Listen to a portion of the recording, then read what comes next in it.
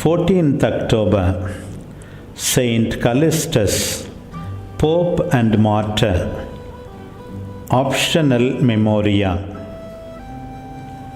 Tradition has it that he was a slave who, when he obtained his freedom, was made a deacon by Pope Sephrenius and later succeeded him. He fought strenuously against the heresies of modalism and adoptionism. He was martyred in the year 222 and buried on the Via Aurelia. A reading from the treatise of Saint Cyprian to Fortunatus. There is a crown for those who in times of peace keep true to their conscience. The sufferings of this life are not worth comparing with the approaching glory that is to be revealed to us.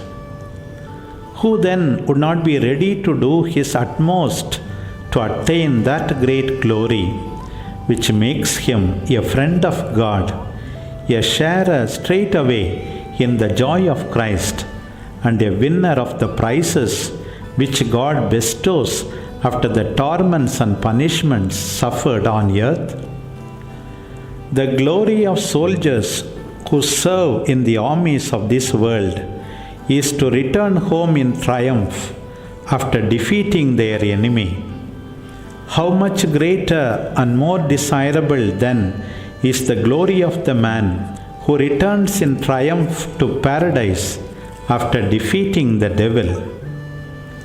How much greater it is to bring back the trophies of victory to the very place from which Adam was expelled after he had sinned, and to leave behind mortally wounded that enemy who had previously succeeded in deceiving him.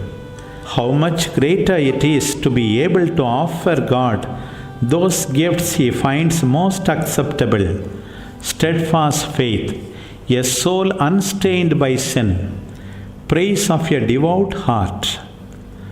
How much greater it is to be one of the Lord's company when he comes to judge his enemies, to stand at his side when he sits in judgment.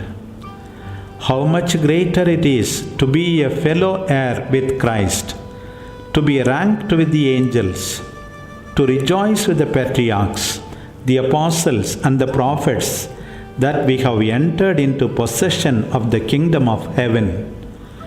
What persecution could make us forget these things?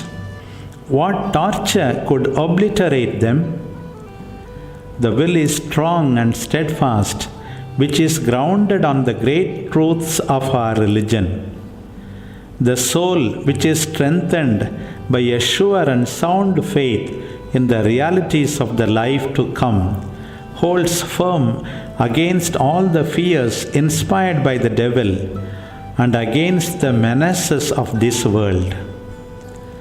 Persecution shuts down all homes on earth, but heaven will be wide open. Antichrist may utter threats, but Christ himself will watch over us. Death is inflicted, but immortality follows.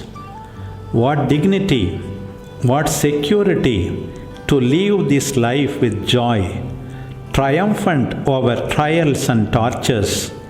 One moment to close those eyes with which we used to gaze on men and on the world, the next to open them to see God and Christ. Speedy indeed will be this joyful transition.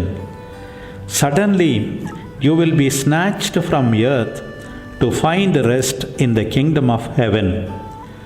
Reflections such as these we should ponder and cherish, meditating upon them day and night. If a soldier of God were like this, his valor, ever ready for the fight, would never be defeated by persecution. But even should he receive the summons to heaven before the battle, he will not lose the prize for his faith, which was prepared for martyrdom. At the judgment seat of God, he will receive his reward immediately. There is a crown for those who in times of persecution fight the good fight. There is a crown too for those who in times of peace keep true to their conscience.